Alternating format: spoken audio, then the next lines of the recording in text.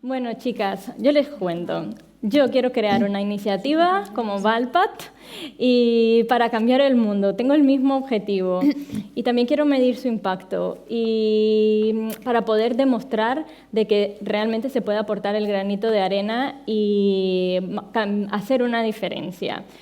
Y también que me permita demostrar de que lo que estoy haciendo realmente está sirviendo para algo. Actualmente, en la etapa de carreras profesionales, tenemos 29 iniciativas, pero si nos ponemos a pensar, es la etapa más larga de la carrera de la vida de una mujer, porque va desde los 18 años hasta pues, que la mujer decida terminar su vida profesional, si es que algún día eso sucede, ¿no? Y de estas iniciativas, la verdad, son bastante recientes, porque el 60% se han creado a partir del 2018, muy influenciadas por el lanzamiento de los ODS, pero también por movimientos feministas como el Me Too, como lo comentábamos anteriormente.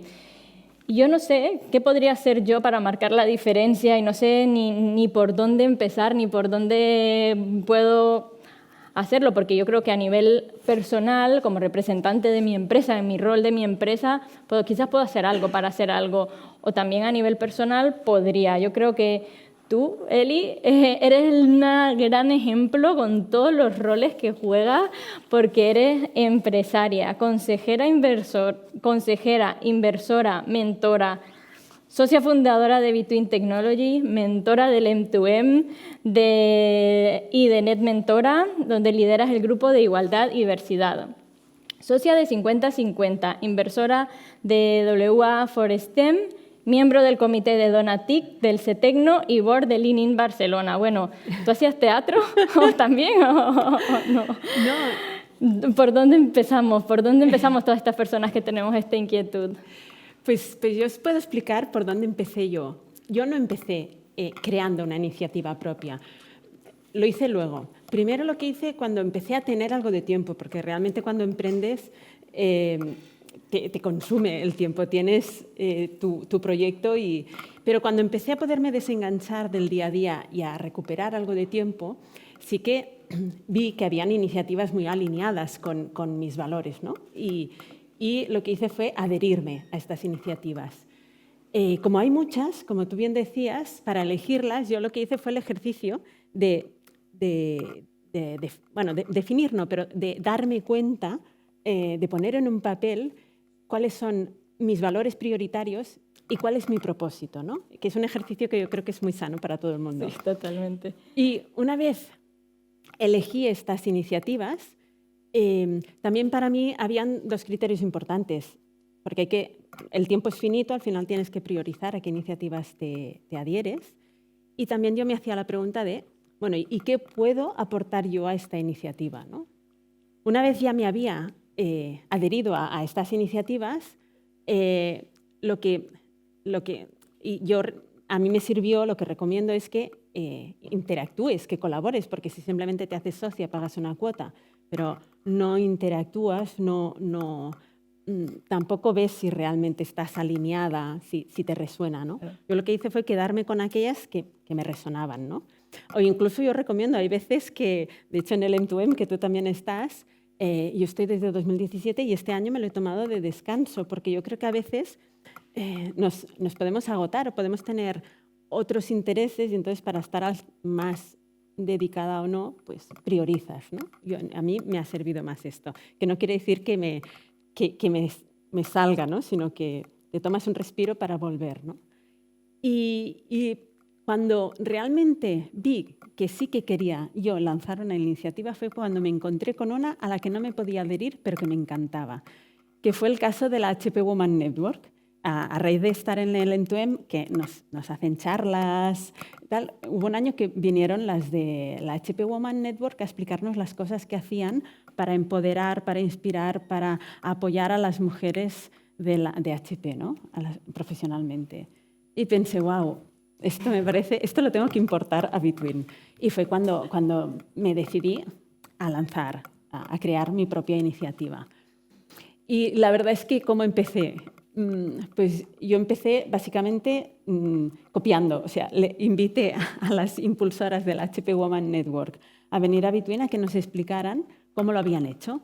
qué actividades hacían, qué ofrecían, qué les había salido bien, qué no les había salido bien. Y esto nos ayudó muchísimo. Y ahora que ya llevamos unos 2 años, más de 2 años, de haber lanzado la Between Women Network, os puedo explicar 4 aprendizajes que yo creo que a mí me han servido, ¿no?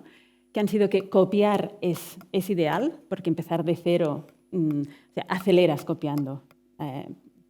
Pero tienes que adaptar, porque tu entorno puede ser diferente al entorno que te han explicado. Con lo cual es muy importante copiar, inspirarse si queréis, y queda más bonito que copiar, pero bueno. Luego, la segunda es que era una iniciativa que para mí no tenía ningún sentido hacerla sola. Yo no sé si hay iniciativas que quizás sí que... Pero yo creo que acompañada llegas más lejos, queda mucho más nutrido el proyecto. Yo tuve la suerte de que cuando les expliqué esta iniciativa a las que entonces eran las mujeres que formaban parte del equipo directivo de Between, se sumaron desde el minuto cero. Y se sumaron y aportaron, enriquecieron el proyecto. Y realmente, por eso estamos hoy en día con todas las actividades que hacemos. El tercer punto es lo de gestionar las expectativas. Y esto ya nos lo avisaron las de la HP Women Network. Si quieres empezar con todo y lo dices, al colectivo al que te diriges, quizá le estás generando unas expectativas que luego no vas a ser capaz de cumplir. Quizá mejor comunicar al principio solo lo que vas a lanzar en breve, a corto plazo, aunque tengas planificadas otras cosas, pero guárdatelo. Y ir construyendo a partir de aquí, porque puedes depender de recursos económicos que te pueden recortar, que es lo que nos pasó nada más arrancar con COVID. Nos fundamos en 2019, llegó 2020 y en marzo nos quedamos sin presupuesto. Pero bueno, se puede continuar. Entonces es esto, es gestionar muy bien las expectativas y poner foco cada año a las acciones que vas a hacer, ver que eres capaz de hacerlas. Y lo que también nos enseñó COVID es que puedes sobrevivir como iniciativa, aunque tengas, es lo que haciendo acciones que yo llamé de guerrilla, a coste cero, que fue básicamente empezar con charlas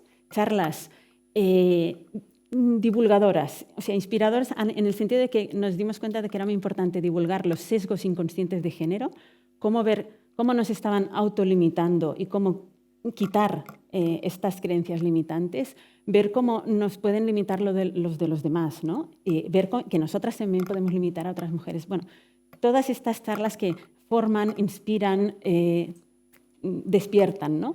Y además con toda la intención que tuvimos de que fuera inclusiva. La Between Women Network pretende impulsar a la carrera profesional de las mujeres de Between, pero está dirigida a hombres y mujeres de Between, porque es algo que no conseguiremos solo las mujeres, porque necesitamos que los hombres también aprendan de esto. Y por último, lo que yo creo que nos permitió empezar ya directamente fue el hacerlo sin pedir permiso. Muchas veces las mujeres tenemos tendencia a pedir permiso para todo y en este caso fuimos a saco. Dijimos, nos gusta, empezamos y tiramos. Me encanta. Yo creo que el tema de los referentes y esto de pedir permiso son las limitaciones que nos ponemos nosotras mismas para muchas veces hacer muchas cosas. Yo quería compartir contigo un texto de una carta de una mentorada del M2M, que fue su carta de motivación para entrar en el programa este año. Para ver un poco también de, una vez empezaste la iniciativa y cómo medirla, de cómo medir el impacto. Yo creo que también tenemos que hablar sobre esto porque es muy importante. Lo leo. Durante este año, mis mentoras me han ayudado a ver mis fortalezas y a creérmelas. Me han empujado a darme visibilidad para inspirar a otras chicas, mujeres y niñas, y gracias a ellas me he atrevido a hacer cosas tan locas como grabar mi día a día para hacer un capítulo del STEM Arreu de Fibracat, compartir mi trayectoria en STEM Woman Day, ante muchas otras referentes, compartir mi visión del diseño en una entrevista para un artículo de Fools de Ingeniería, e incluso presentar una candidatura para los premios Donatic. Muchas cosas que no me hubiera atrevido a hacer por mí misma. y que ya han dado frutos. Me han escrito chicas de mi edad que también quieren hacer lo que hago, que quieren saber más sobre mis proyectos y estudios. Me he convertido en una referente STEM para las personas de mi entorno. Y cuando medimos el impacto de esta iniciativa, el impacto es es una mujer que impactó una iniciativa, una mujer de las 21.228 que se han impactado este año. Pero ¿es justo decir que solo el impacto es solo uno cuando ha pasado todas estas cosas? Yo creo que es un buen ejemplo.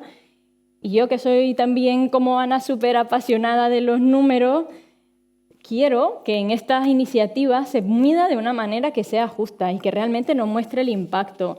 Ana es una data scientist de formación y es co-founder en SoundDream, que es una startup que traduce el llanto de los bebés para explorar la detección temprana del autismo en recién nacidos.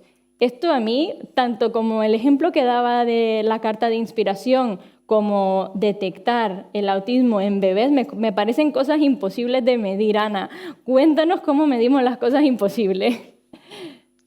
Hola, buenos días a todos. Muchas gracias, un placer estar aquí y gracias a todos por esta intro, ¿no? Bueno, yo lo que le comentaba a las compañeras cuando hemos hablado antes, la verdad, es que mi profesión no tendría lugar, no tendría cabida si no se pudieran medir las cosas, ¿vale?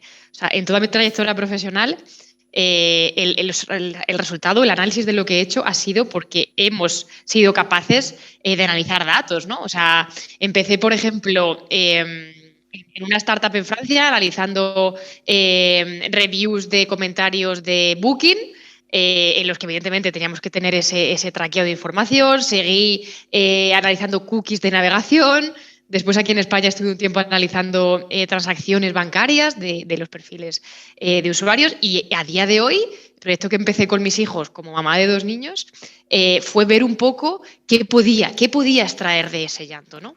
Y como has dicho, hay indicadores que pueden ser relacionados con temas de neurodesarrollo, patologías, pero hay mucha más información, ¿no? Y más información más mundana o más tangible, como qué le pasa a ese bebé, ¿no? Entonces, la cuestión es que medir, yo creo que se puede medir todo.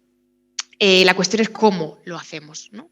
Y sobre todo, qué mecanismos ponemos en marcha para que realmente seamos capaces de medir. Porque hay un proceso previo muy importante que nos va a permitir realizar ese análisis a posteriori, ¿no?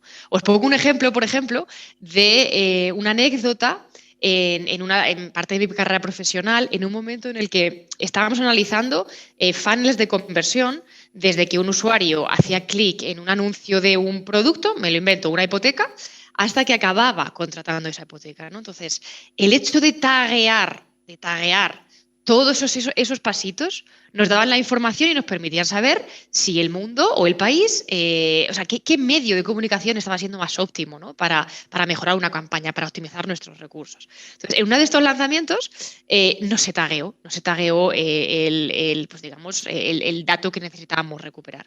Y para nosotros esa campaña fue totalmente inexistente e inútil, ¿no? Es como si nunca hubiera existido, porque el hecho de no poder medirla significaba que no podríamos sacar ningún aprendizaje de ello y que en ningún momento podríamos mejorar, ¿no?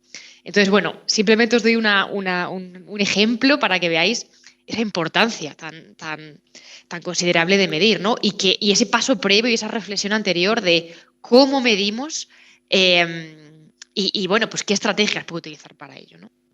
No sé si a lo mejor mis compañeras quieren añadir algo, pero yo tengo algunas ideas de cómo podríamos empezar a medir eventos, ¿no? Esto es un poco brainstorming aquí juntas, pero yo creo que solo medir el impacto de la cantidad de personas no es suficiente. Y hay mucho más que podemos seguir, que podemos traquear, que nos va a dar una información mucho más real, mucho más certera sobre, pues eso, o sea, un evento como esto, cuánto de verdad está consiguiendo impactar. Y no solo a nivel número de asistentes a día de hoy, ¿no? Bueno, no sé si nos cuentas tú cómo miden las iniciativas que participan.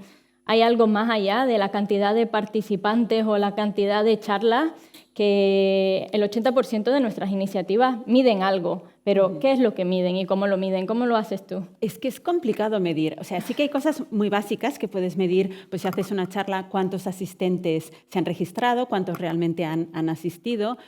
Normalmente luego siempre intentamos hacer una encuesta después de las charlas. En LinkedIn, por ejemplo, siempre hay una encuesta con varias preguntas, pero no te van a contestar el 100% de las personas. No es fácil. De hecho, yo le quería preguntar a Ana, porque de hecho últimamente, con todos los temas de privacidad en las redes, en Internet, yo y creo que mucha gente estamos empezando a no aceptar cookies, a rechazar todo este tipo de cosas. Y de hecho, una emprendedora a la que hago el acompañamiento en NetMentora me comentaba, ella tiene una academia de informática online, y me decía que el coste del marketing se le está duplicando por culpa de esto, de que estamos ahora muy celosos de nuestra privacidad en Internet y cada vez parece más complicado. Así que no sé, Ana, ¿tú qué propones? Porque si no tenemos estos datos es complicado analizar. Bueno, yo creo que sin duda el hecho de cantidad de gente que está rechazando cookies también es una métrica muy útil, ¿no? O sea, nos está diciendo algo está ocurriendo a nivel sociedad, ¿no? Lo que yo veo, que igual que pasó en su día con las cookies, que esto era algo pues, novedoso hace 10 años, se deberían de buscar estándares en el resto de medición de cualquier evento, ¿no? O sea, de cualquier acción, ¿no? En este caso, a mí se me ocurren ideas, y es brainstorming total, como os digo, de tener una especie de score, ¿no? Un score que es eso, no solo tenga en cuenta el impacto de las personas, sino que tenga en cuenta, por ejemplo, el ratio de abandono de las charlas, ¿no? Cuánta gente está abandonando la charla en mitad de la conversación, cuando el speaker está hablando. El sentimiento del análisis de las opiniones que nos dejan los usuarios, las encuestas que comentabas antes, Eli, ¿no? La repercusión mediática que está teniendo ese evento, ¿no? Y la audiencia a la que consigues llegar a través de ese medio. No es lo mismo a lo mejor salir en televisión que salir en un periódico local, ¿no? Por ejemplo, lo de la carta que mencionabais me parecía también muy útil, ¿no? Saber cómo esa mentorizada solo la estamos contando como uno, pero probablemente sea el ejemplo y una figura a seguir por muchas otras chicas, niñas, etcétera, ¿no? Y eso también linka con una acción en la que he participado y algunas compañeras, otras female startups leaders también, en la que cuando vas a un cole a dar una charla, haces una encuesta, por ejemplo, en mi caso, ¿no? De cuántas chicas se corrían dedicar a la tecnología antes de la encuesta, ¿no? antes de la charla, ¿no? Y acaba la charla, después de lo que hemos estado viendo juntos y tal, y volvemos a preguntar. Y ese número sube un montón. Entonces, todos estos ingredientes, yo creo que son los que necesitamos tener en la coctelera para tener una estandarización, una medición más justa del impacto de estos eventos, sin duda, de estas iniciativas, ¿no? Entonces, bueno, ¿fácil? ¿Va a ser fácil el camino? No. Quizás el que se inventó la medición de cookies, pues también en un momento pues, se dio por loco, ¿no? Pero yo creo que tenemos que ir hacia ese camino, ¿no? Tenemos que conseguirlo. Entonces, bueno, pues poquito a poco ir introduciéndolo hasta que consigamos que sea algo estándar, ¿no? Que sea algo estándar igual que lo es a día de hoy una cookie, ¿no? Yo Y creo sobre que todo que también, las métricas que obtengamos sean métricas más justas, ¿no? Más reales del impacto que generas. yo creo que también hay una parte más subjetiva, no sé cómo lo vemos ustedes, pero es como yo pienso, una niña que se impacta en la etapa de inspiración y luego, ¿qué pasa en el transcurso de la vida de esa niña? ¿La impactan otras iniciativas? ¿No? ¿Cambia su rumbo por haber sido impactada? Y luego pienso, ¿y las que no? O sea, podemos de alguna manera, no sé, aquí en brainstorming, como decía Ana, tomar muestras de estos grupos de personas que son impactadas iniciativas y seguirlas a lo largo de su vida. No sé, se me ocurre o ver cómo las diferentes iniciativas las van impactando en las diferentes etapas y si su vida cambia por esta razón o por esta razón y cuál es la influencia. Pero más allá de cuantificarlo con números, no sé si esto realmente se puede llegar a medir. Es que yo lo veo muy complicado. Yo creo que aquí Ana es la única especialista en medir. Yo realmente a mí me encantaría tener mecanismos de medición más amplios que las estadísticas de la newsletter o de las encuestas cuando hacemos charlas. Creo que pues tener alguna inspiración de cómo extrapolar, ¿no? alguna estimación, ¿no? A veces, bueno, yo soy física y en la carrera había veces que lo que haces es, no tienes un dato, pero puedes estimar. Pero claro, se me hace, es que la vida profesional que tendrá una mujer en la que impactas al principio, ¿cómo haces ese seguimiento? Es complicado, ¿eh? Sí, sí. Me estáis recordando mucho a algo en el que trato en mi día a día, ¿no? Que es realizar estudios clínicos, en los que tienes niños de riesgo, por ejemplo, como mencionabas antes, Cristina, de autismo, y niños de un grupo de control, que son de bajo riesgo de autismo. Y vas a tener que seguir durante años.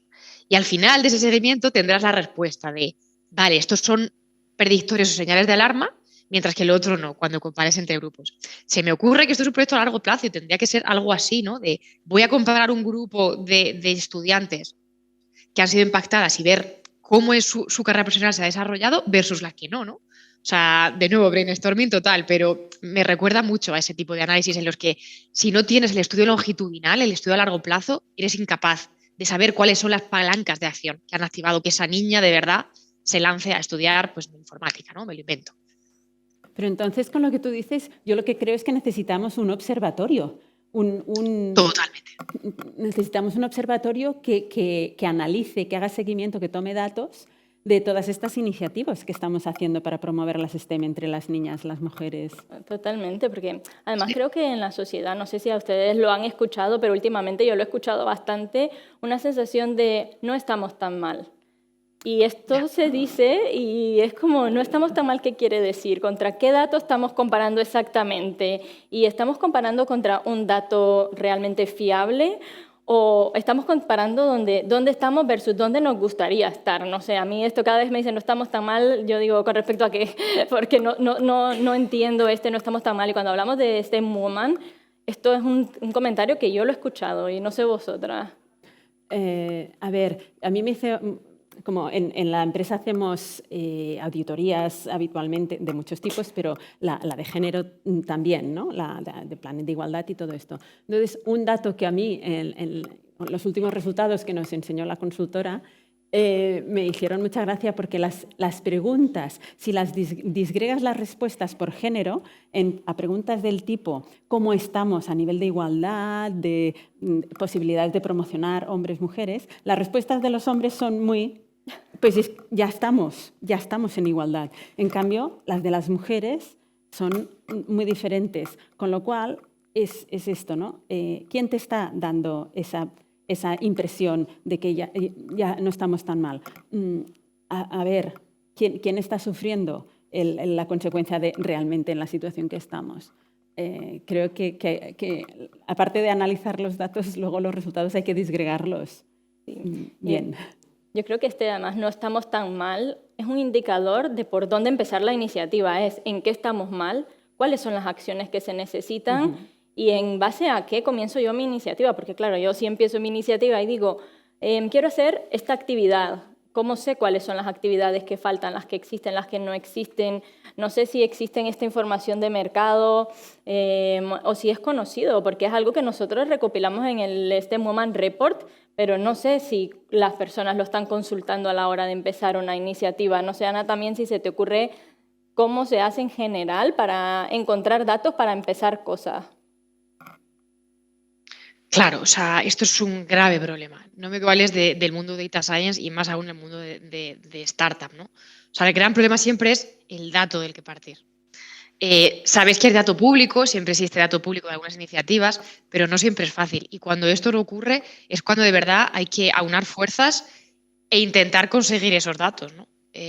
Por poner más ejemplo más claro, a mí me pasó con el tema del llanto, ¿no? No hay dato de llanto disponible, tengo que conseguirlo como sea. Pues puede ser que nos ocurra algo similar, ¿no? De si no encontramos lo que queramos medir, o sea, las acciones que nos lleven a la medición, quizás hay que montar algo desde cero que nos permita obtener una medida más objetiva, ¿no? Que yo creo que es lo que al final estamos buscando con esto. Sí, y el dato no siempre tiene por qué estar, evidentemente. Una de las cosas que nos comentabas antes, Eli, es la importancia de involucrar también a los hombres. Me lo decían también los niños y me pareció súper curioso. De las iniciativas tenemos un 48% de las de carrera profesional que van a ambos y 52% que van solo a la parte femenina. Pero no sé si alguna vez alguien se ha planteado de hacer iniciativas STEM Woman for Man, porque actualmente en la industria o en el sector tecnológico hay muchos más hombres, los líderes son hombres y al final, actualmente, y hasta que esto no cambie, ellos son los que toman las decisiones, ellos son los que tienen esta manera de pensar. En vez de estar pensando en iniciativas STEM Woman for Woman, deberíamos de crear iniciativas STEM Woman for Man para hacerlos conscientes y cerrar estos sesgos de los que nos hablabas. Por eso yo creo que las iniciativas, como las que son, digamos, dentro de las empresas, es muy importante que sean inclusivas, porque, por ejemplo, en las formaciones sobre sesgos inconscientes, yo siempre explico que es muy importante que las personas que están en los equipos que toman las decisiones de contratación o de promoción tengan esta formación, porque es que es muy básico aquí. Si no tenemos los datos de que interrumpimos en las entrevistas a las mujeres 5 veces más que a los hombres, si no lo sabes, lo vas a seguir haciendo. Por ejemplo, con la brecha salarial. Como hay brecha salarial, Starbucks, por ejemplo, se cargó su brecha salarial quitando la pregunta del salario anterior en las entrevistas de empleo. Porque, claro, si tú vas a basar lo que vas a pagar al trabajador o a la trabajadora en el gap que estás dispuesto a pagar sobre su salario anterior, vas a perpetuar la brecha salarial. Hay toda una serie de datos y de formación que si no se la damos a todos, si solo las dirigimos a las mujeres, no vamos a avanzar. Por lo que tú decías, hay más hombres en el sector que están tomando decisiones. Tenemos que conseguir sensibilizarles también. Y yo creo que aquí hay trabajo a hacer. ¿Tú, Ana, qué piensas sobre esto? O sea, coincido completamente con lo que comentaba Eli, ¿no? O sea, yo creo que es un cambio profundo de sociedad. O sea, y yo veo que cuando más vayamos cambiando esa mentalidad, no llegará un punto en el que deba haber diferencia y estos eventos casi que dejarán de existir, ¿no? Porque no será necesario. Pero es verdad que tenemos un trabajo de campo, de base, de ir concienciando desde pequeñitos. Me ha pasado algo muy curioso, ¿no? Bueno, pues como sabéis, soy mamá y me viene ayer mi hijo contando las profesiones a lo que se dedicaban las mamás y los papás de los niños de su clase, ¿no? Y para él es normal ya que su mamá sea informática como sea el papá. Mientras que me ha pasado en mi vida profesional de toparme con gente con 40 años que te da de lado porque has tenido un bebé y como eres mamá ya no puedes ser otra cosa. Tú como eres mamá ya no puedes programar. No, la mente no te da más para eso. Entonces, espero que cuando mi hijo llegue a esos 40 años no haga falta este tipo de concienciaciones, ni de charlas, ni demás, porque él ya está preparado y llevará referentes en su camino que le habrán mostrado que su mamá es tan buena programadora o más como puede ser su papá, ¿no?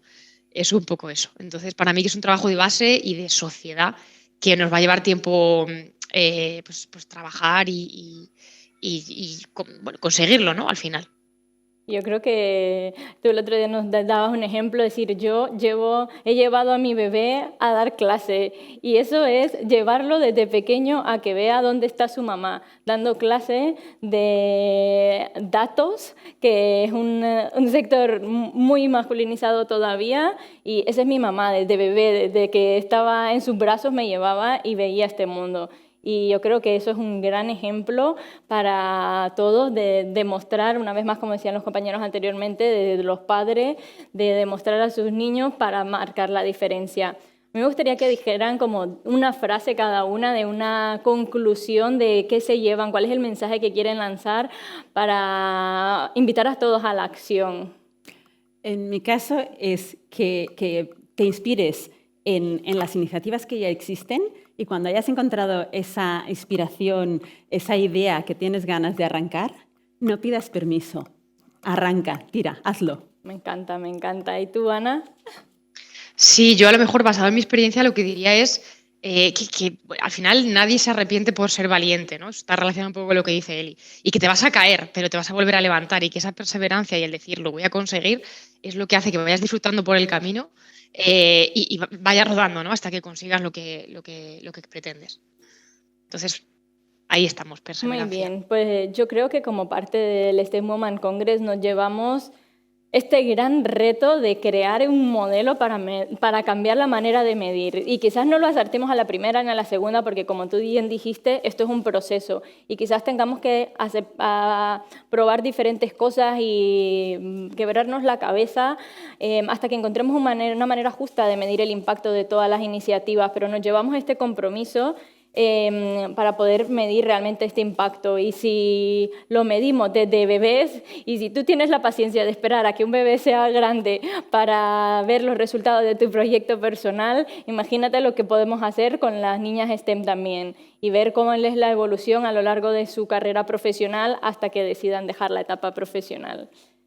Pues quiero agradecerles mucho su participación, creo que ha sido muy inspirador y creo que me ha inspirado a mí y a muchas otras personas que seguro que están en mi misma situación para empezar a medir mi iniciativa y empezar una nueva iniciativa. Muchísimas gracias. Gracias. Gracias a las dos.